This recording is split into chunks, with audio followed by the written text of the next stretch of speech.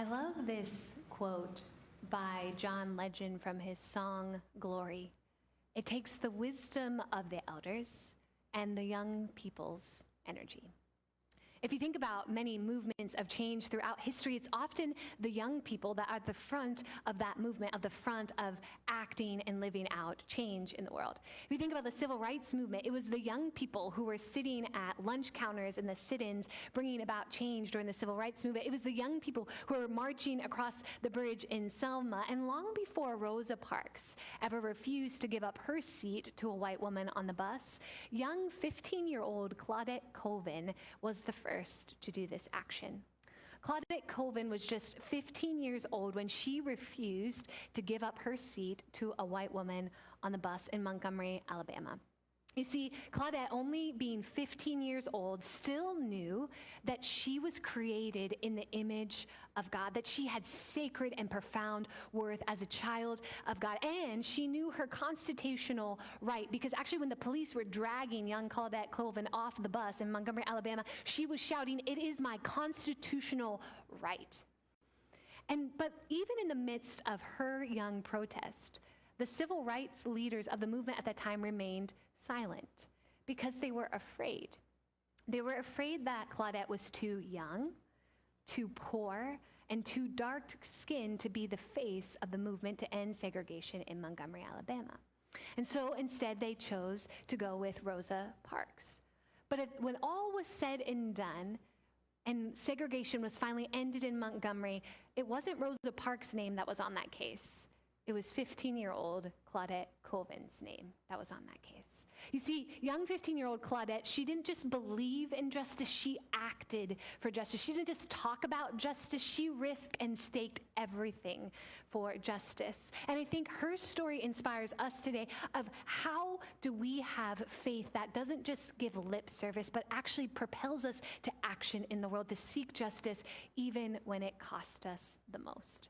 And so today we're continuing our Followers Under 40 series, where we've been talking about young people, followers of Jesus, under the age of 40, and why, tragically, so many young people over the last 25 years have left the church. Statistics tell us that in the last 25 years, 40 million people have left the church. And many of those are young people. So last week we talked about millennials, which is the generation I happen to be a part of. And today we're going to talk about Gen Z. And I asked Angel if I get anything wrong, she's going to correct me after the service, because I'm not a Gen Z, I'm old. So you got to help me on this, all right? But here's some things. Like I said, Angel can correct me if I'm wrong, because I'm not an expert on Gen Z. This is the generation that was born between 1996 or 1997 to 2012. And if I do know one thing about Gen Z, I'm going to say that it's a generation searching for belonging. It's a generation that longs to be seen and real and valued. And I think part of this is because Gen Z is growing up in a hyper-curated world. Your TikTok, hyper-curated. Your social media accounts, curated. Instagram, curated. Your personality online, curated, right? You are living literally in a world in which your identity and worth is often measured by likes or views or comments. And there are some really hyper-curated churches out in the world today, or hyper-curated people who are not Gen Z in the world today. And this is the world in which Gen Z is growing up. Here's the other thing that absolutely blows my mind about this generation, and will blow the mind for some of the rest of us old fuddy-duddies in the room, is that this young generation never knew a world without smartphones. They have never known a world without instant, 24/7, 365 days a year, instant access to technology and the internet. And this is the world in which they are growing up in.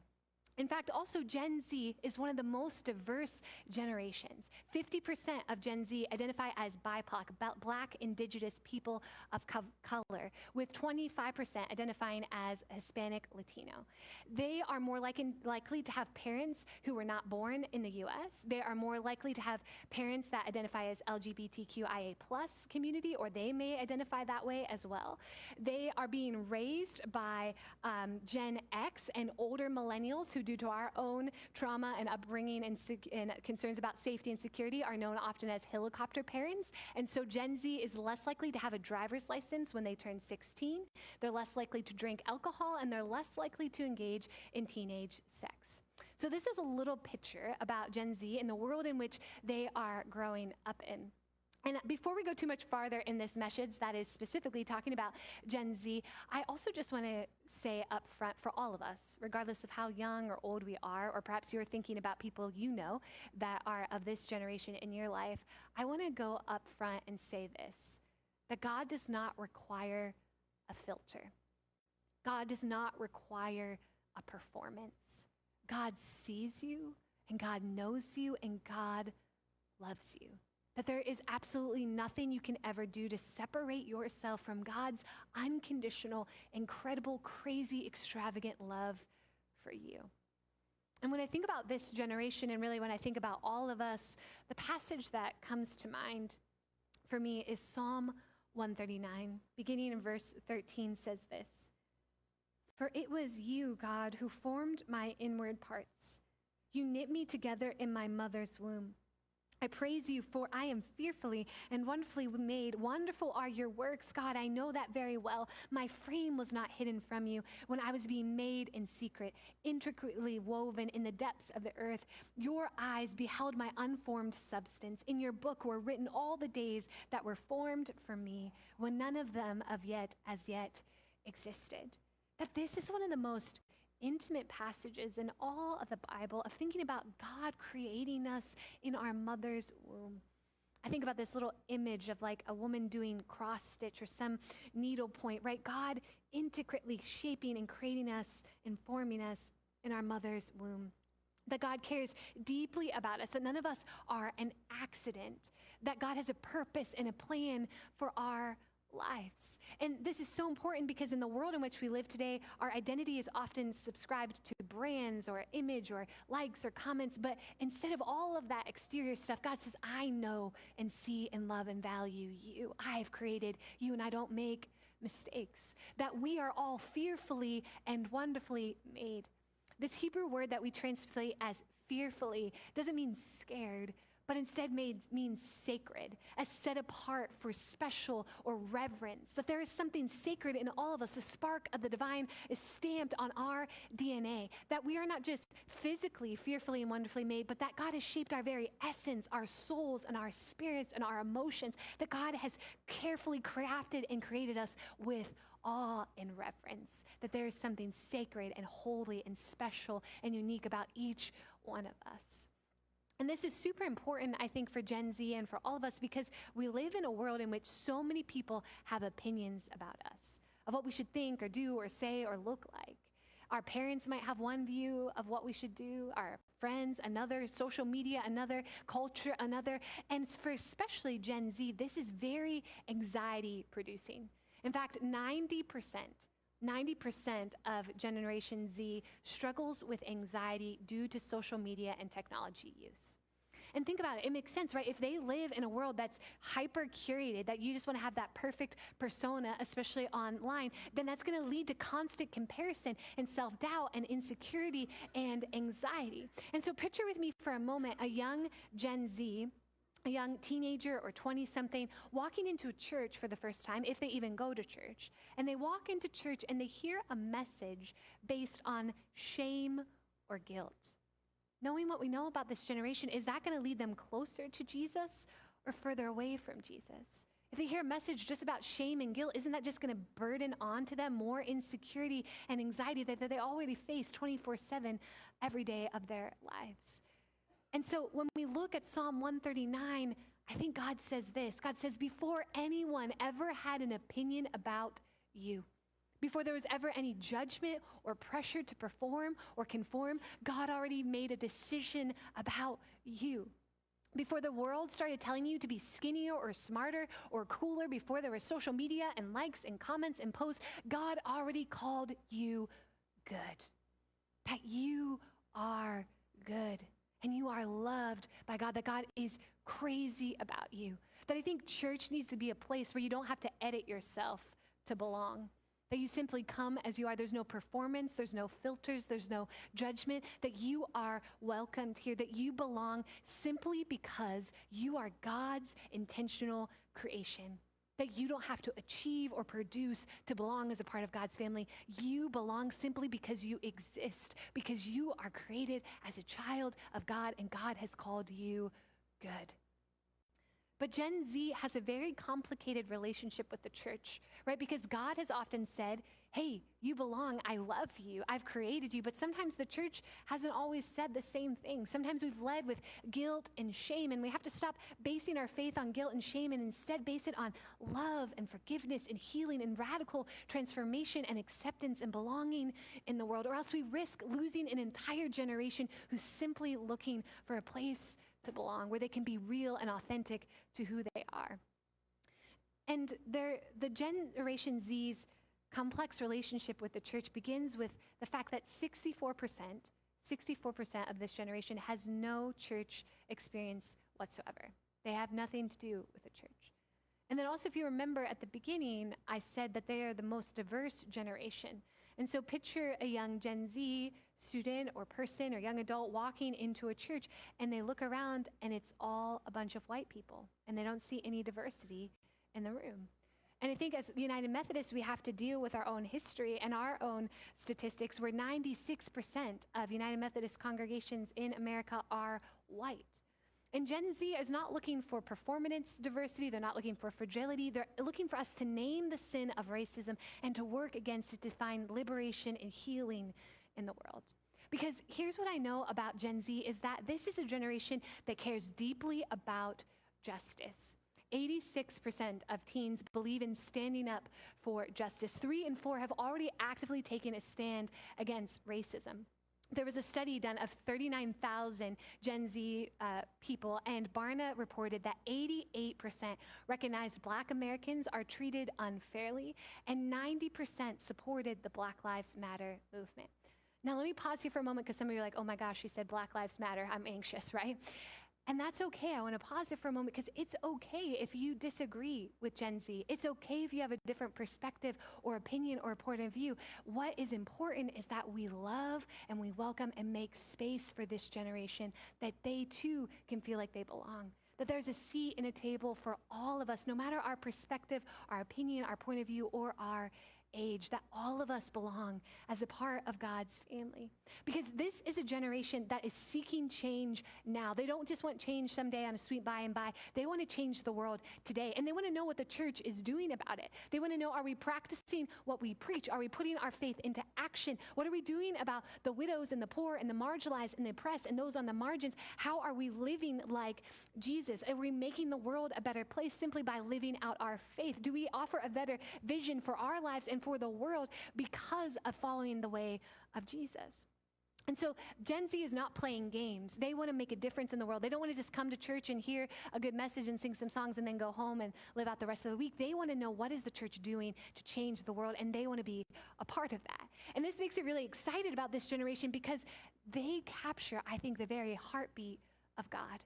That God's desire is the same for us, not just to come here and sing some songs in these 4 walls, but God desires what we are doing to live out our faith Monday through Saturday in the world outside of these walls, making a difference in the world, standing up for justice. This is where Isaiah 58 comes in. It says, "Is this not the fast that I choose? To loose the bonds of injustice, to undo the straps of the yoke, to let the oppressed go free, to break every yoke? Is this not to share the bread with the hungry, and to bring the homeless poor into your house? When you see the naked, to cover them, and to not hide yourself from your own kin?" That this passage was even spoke to the religious people at that time who were fasting and going without food and praying and doing all these religious rituals. But God said, that's not what I want to focus on. And God takes a shift from these religious rituals and instead puts it on justice, of setting people free. As Cornel West famously said, justice is what love looks like in public. And I love this word in verse 6 where we translate it to loose the bonds of injustice. In Hebrew, that word is patar, and it literally is the same word that Moses uses when he stands up against the Pharaoh and says, "Let my people go." That this is a word that is seeking deep liberation, breaking the yokes and the straps of injustice to set people free in the work and the world. That this is what we are called to, not just performative religion and rituals, but religion that moves us to action to change the world. And Gen Z wants to see this. They want to be a part of it. The question is, are they going to be able to find that in the church, or are they going to have to leave the church to find other people who are also seeking justice in the world?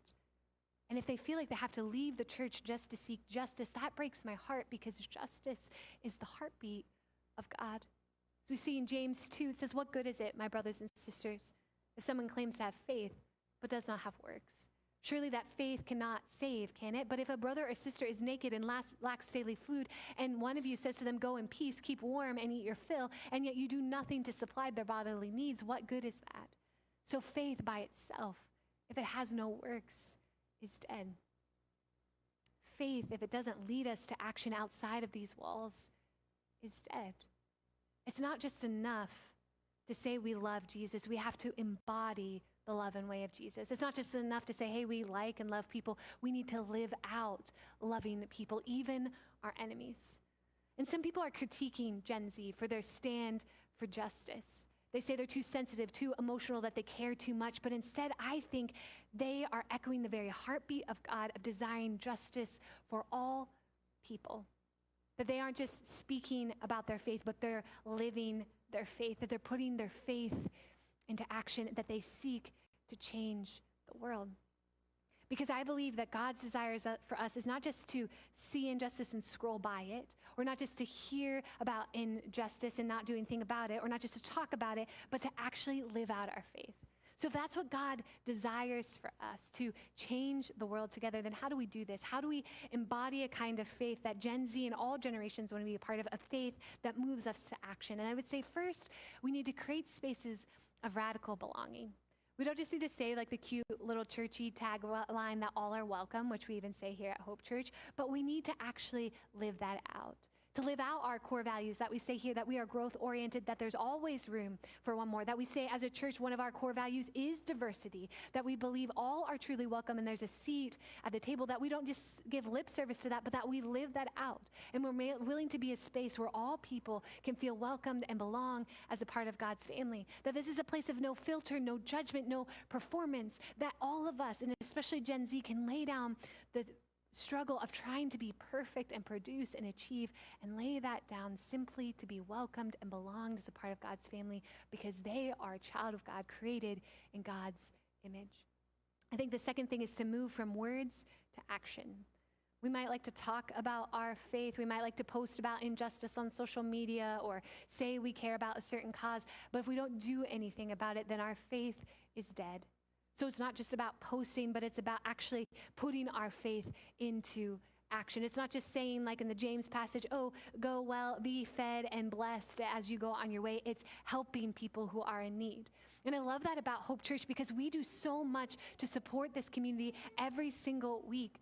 That we offer the community meal every single month to help meet physical needs and social and relational needs. That we're soon beginning our summer feeding program to help feed students who are in need of free lunches this summer. That we partner with so many great community organizations like New Hope and 180 Ministries to literally be the hands and feet of God in the world. That this is what our faith calls us to action.